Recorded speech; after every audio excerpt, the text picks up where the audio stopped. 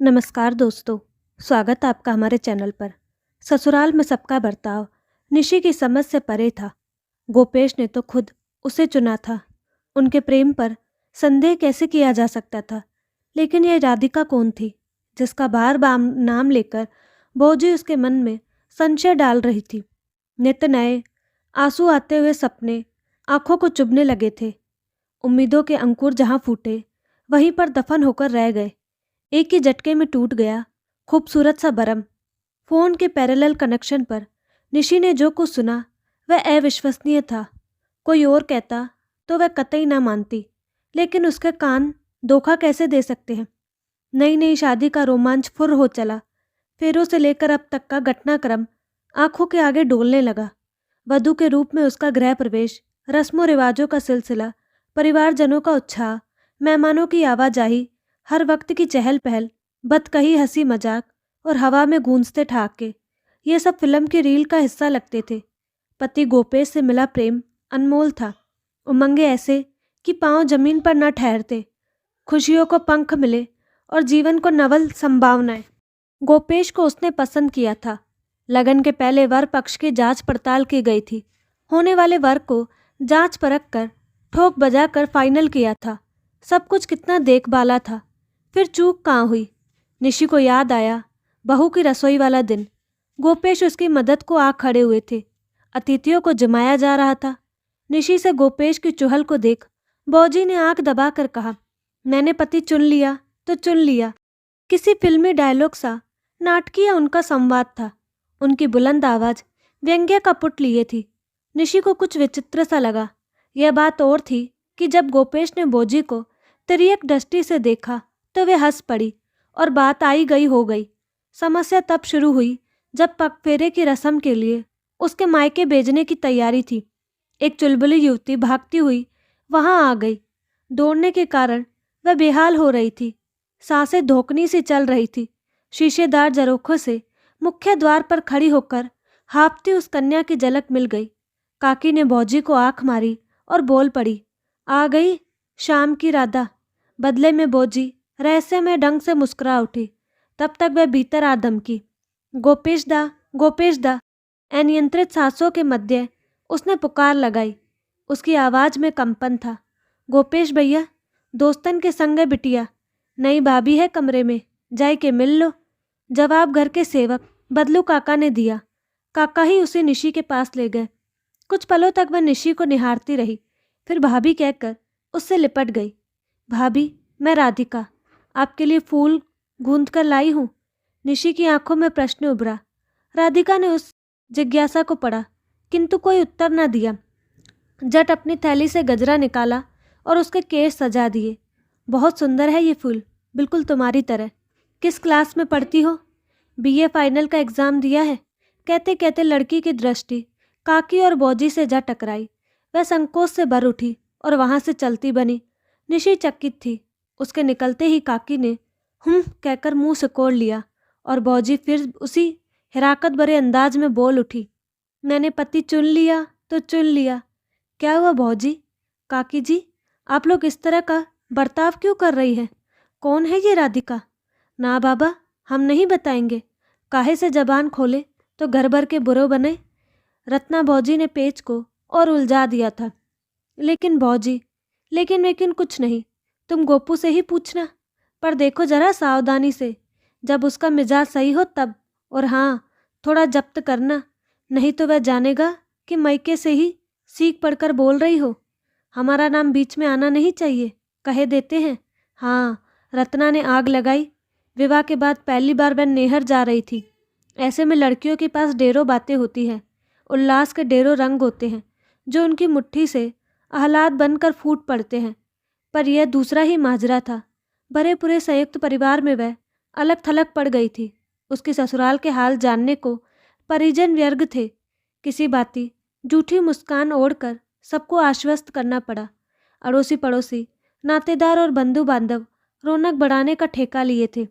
सखियों की शरारतें और महिलाओं की गपशप थमने का नाम ही न लेती।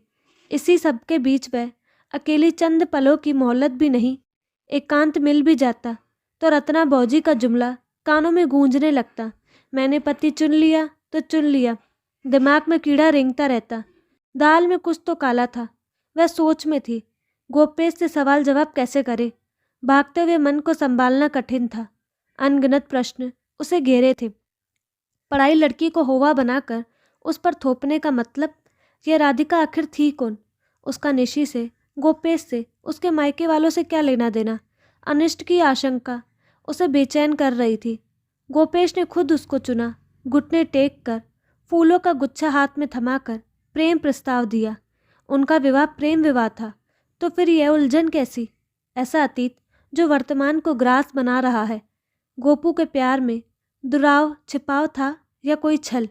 पहली बार जब पति से जानना चाहा तो भावनाएं उमड़ पड़ी। ये राधिका क्या भला है गोपू?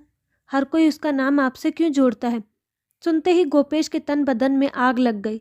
उन्होंने उसका हाथ थामा और लगभग खींचते हुए रत्ना के पास ले गए। वे कहते जा रहे थे, पता है मुझे ये सब किसका किया धरा है। रत्ना का सामने होते ही वह फट पड़े। भौजी, यह मेरी पहली और आखिरी चेतावनी है। इस घर में राधिका का नाम दोबारा कोई नहीं लेगा। लल्ला जी, इसमें हम क्या करें? हमसे कैसा बैर? भौजी का मुंह फूल गया और कई दिनों तक फूला रहा। इसकी जिम्मेदार वह निशी को मान रही थी, जबकि उस बेचारी ने उनका जिक्र तक नहीं किया। गोपेश के तेवर देख रत्ना सहम गई थी। कई दिनों तक उस विषय पर कोई चर्चा नहीं हुई। निशी को भी लगने लगा कि वह बेकार ही संदेह कर रही थी, वह भी ऐसी स्त्री के कहने पर जिसके लिए परपंच ऑक्सीजन सा था और निंदा रस प्रस्फुतिदायक टॉनिक। निशी बेटा, जरा इधर तो आओ, देखो तो कौन आया है। वह विचारों के भंवर में डूबी ही रहती यदि सासू माँ ने बुलाया न होता। आगंतुकों को देखकर झटका सा लगा। मिठाई का डब्बा हाथों में लिए राधिका अपनी सहेली के संग आई थी। निशी को देखते ही वह झट आगे बढ़ी और उसके पैर छू लिए। आग्रहपूर्वक हथेली खोलकर लड्डू भी उसे थमा दिया। संस्कारी निशी कोई तमाशा खड़ा न कर सकी। सासू माँ का लिहाज भी तो करना था। राधिका उसके भावों को पढ़ नहीं पाई और गोपू से मिलने स्टडी की तरफ दौड़ पड़ी। निशी का मन खट्टा हो गया। पैरेलल फोन पर जो कुछ सुना था वह पुनः उसे कचोट रहा था। गोपेश दा, राधिका कह रही थी, मेरा जीवन आपकी प्रेरणा से ही सफल हुआ है। आप वह पारस हैं जिसके स्पर्श से पत्थर भी सोना हो जाए, जिस पर भी आपकी कृपा हुई। अब बस करो राधिका। गोपू के स्वर में दुरार छलक आया। तुम्हें वह कर दिखाया है जिसकी किसी को उम्मीद नहीं थी। पूरी यूनिवर्सिटी में टॉप करना कोई हंसी खेल नहीं। वह तो आपके ही कारण आपने मुझे पढ़ाया। राधा, गोपेश उसे प्यार के नाम से बुला रहे थे। तुम थोड़ी थोड़ी पागल हो। तुम्हारा यह स्नेह, यह भोलापन बहुत कीमती है मेरे लिए। और नहीं सुन सकी थी निशी। एक तरफ गोपू चाहते थे कि भूल कर भी कोई घर में राधिका का नाम न ले, और दूसरी तरफ बदलू काका ने यूं ही बताया था कि राधिका गोपेश से ट्यूशन लेती थी। 3-4 साल पहले की बात रही होगी। फैज़ाबाद में गोपू की पहली नौकरी लगी थी। वे निरंजन जी के यहाँ पेइंग गेस्ट की तरह रह रहे थे। वहीं पास में राधिका का घर भी था। राधिका के पिता दीनानाथ उसकी पढ़ाई को लेकर परेशान थे। बेटी 12वीं कक्षा में गई थी। बोर्ड एग्ज़ाम का नतीजा अच्छा आना चाहिए था। महंगे ट्यूटर की व्यवस्था करना उनकी हैसियत में न था। उन लोगों ने निरंजन जी और उनके परिवार से मैत्रीपूर्ण संबंध थे। उसी का ख्याल कर गोपेश राधिका को पढ़ाने लगे थे। राधा ने परीक्षा में संतोषजनक अंक पाए तो उसका बहुत कुछ श्रेय गोपाल को मिला। दीनानाथ की पत्नी शामली गोपेश को बहुत एहसान मानती थी और उनकी खातिर कोई न कोई व्यंजन बनाकर रखती थी। उनका उस घर में आना जाना लगा ही रहता। पर न जाने ऐसा क्या हुआ कि दोनों परिवारों के बीच मनमुटाव पनप गया। बीच में समझौता जरूर हुआ, लेकिन माजी और गोपू के अलावा वे लोग किसी को नहीं सुहाते। दिल्ली में जॉब मिलते ही गोपेश पुरानी नौकरी छोड़कर यहाँ माता पिता के पास चले आए थे। उन्होंने ही राधिका को फैज़ाबाद से बुलाया और दिल्ली विश्वविद्यालय में दाखिला दिलवा दिया। वह कलावती हॉस्टल में रहती है और कभी कभार यहाँ आया जाया करती है। बदलू काका ने निशी को यह कहानी ऐसे ही तो सुनाई नहीं होगी। वे उसके असमंजस से उसकी तड़प को भाप गए होंगे। काका से ही पता चला कि वे उसके पति बीच बीच में उस लड़की की आर्थिक मदद कर दिया करते हैं। लाइब्रेरी से किताबें भी लाकर देते हैं। गोपू का यह व्यवहार निशी के पल्ले नहीं पड़ा। एक तरफ वे कहते हैं कि घर में कोई राधिका का नाम तक नहीं लेगा, और दूसरी तरफ दिल कसमसा उठा और आंखें डबडबा गई। पतिदेव राधा के साथ मॉल जा रहे थे। वहीं से वे कोई उपहार खरीदना चाहते थे, शानदार रिजल्ट का उसे इनाम जो देना था। जाते जाते पत्नी पर उनकी दृष्टि पड़ी। वे स्तब्ध रह गए। छलकते नैनों का उलाना उनसे छुपा नहीं रह सका। उन्होंने उसे शांत बने रहने का इशारा किया और हड़बड़ी में वहां से चल निकले। मॉल से लौटे तो रात हो चुकी थी। गोपू राधा को हॉस्टल छोड़ते हुए आए थे। एक नामी रेस्टोरेंट में उसे ट्रीट भी दी। माँ जी को बता रहे थे कि राधिका को स्मार्टफोन दिलवाया था तोहफे के तौर पर। इतना कुछ देख सुनकर निशी और भी विचलित हो गई। वह बिस्तर पर पड़ी रही। दिखावे को पलकें मूंद ली थी, पर नींद कहाँ से आती। थोड़ी देर में गोपेश भी वहां आ पहुंचे। उसे देखकर वे बोले, मुझे पता है डियर, तुम सो नहीं रही। आज तुम्हें तुम्हारे सभी प्रश्नों के उत्तर मिल जाएंगे। चलो उठो, फटाफट मेरे साथ चलो। लेकिन निशी नहीं मानी, रूठी रही और सोने का बहाना करती रही। इस पर उन्होंने उसे झिंझोड़ कर उठा दिया और खींचते हुए टेरेस तक ले आए। निशी ने क्रोध में उनका हाथ झटक दिया। वहां उसका भला क्या काम था। टेरेस के कोने में एक कोठरी नुमा कमरा था। कमरे की सांकल पर पुराने फैशन का जंग खाया हुआ ताला लटक रहा था। एक लंबी सी चाबी से गोपेश ने दरवाजे को खोल दिया। दरवाज़ा चरमराया तो निशी की रूह काँप उठी। उसके पति के हाथों को जोर से पकड़ लिया। गोपू ने जेब टटोल कर पहले टॉर्च ढूंढी और फिर उसी के सहारे स्विच बोर्ड। बत्ती जलाते ही कमरे में मरियल सी पीली रोशनी छा गई। उन्होंने तब टॉर्च को एक दीवार पर फोकस कर दिया। देखो, वे पत्नी से बोले, तुम्हें क्या दिखाई पड़ रहा है? दीवार पर टंगी तस्वीर देखकर निशी सिहर उठी। तस्वीर वाली लड़की को देखकर जान पड़ता था कि राधिका अपनी किशोरावस्था में वापस चली गई थी। पारंपरिक पहनावा और आभूषण उस छवि को और भी आकर्षक बना रहे थे।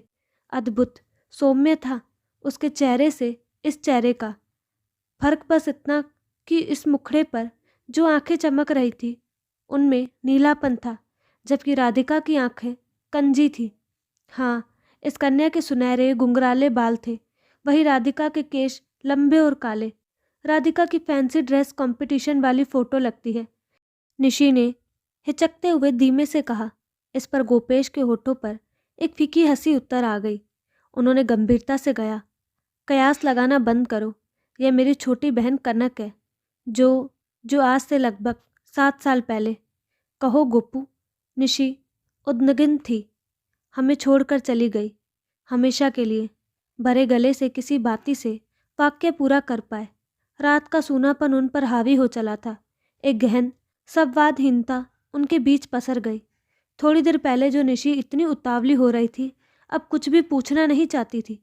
वे धीरे धीरे शयन कक्ष की तरफ बढ़ने लगे। तो श्रीमती जी, मामले को और खोदा जाए ताकि आप उसकी तह तक पहुंच सके। गोपेश के लहजे में पहली वाली अकुलाहट नहीं थी, गंभीरता का पुट था। नहीं गोपू, मुझे कुछ नहीं पूछना, मैं जान गई हूँ। आप राधा पर इतने मेहरबान क्यों हैं? क्योंकि उसकी शक्ल मेरे स्वर्गवासी बहन से मिलती है। गोपेश ने बीच में ही टोक दिया। नहीं निशी, बात यहीं तक नहीं है। यही एक कारण होता तो पिताजी और भैया भी उसे पसंद करते। वे लोग तो मानते हैं कि राधा अपने लालची घरवालों से मिलकर मुझे लूट रही है। मेरी कमाई का 1/4 हिस्सा उस पर खर्च हो जाता है। पर मुझे कोई आपत्ति नहीं गोपेश, फिर भी मैं चाहता हूँ कि तुम पूरी बात जान लो। गोपेश गंभीर थे। वे अपनी ही रो में कहते चले गए। मैं राधा को पढ़ाया करता था। शुरू शुरू में मेरे खाने पीने का ध्यान रखती, मुझे देखते ही चाय बना लाती। पढ़ाई के बाद मेरे आराम की व्यवस्था करती। कहते कहते वे शून्य में ताकने लगे। आप कहते रहो, मैं सुन रही हूँ।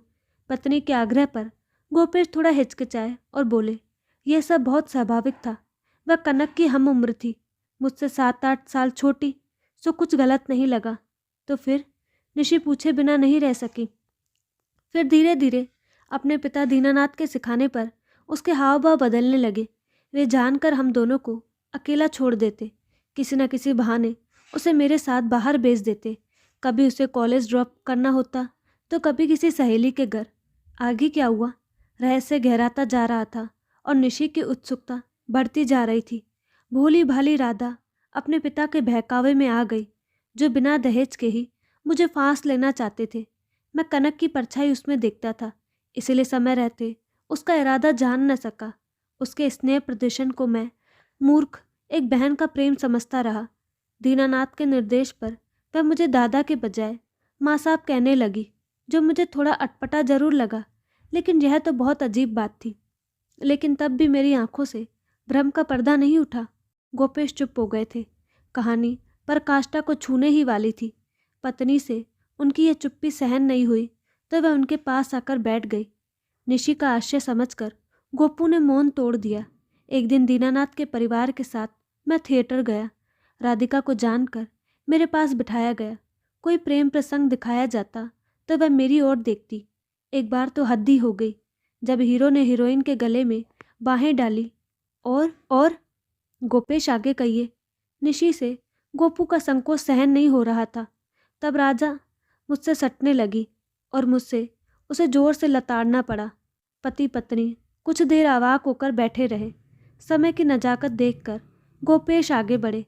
दीनानाथ जी ने मुझ पर आरोप लगाया कि मैंने ही राधिका को बढ़ावा दिया था, उसकी मति फेर दी।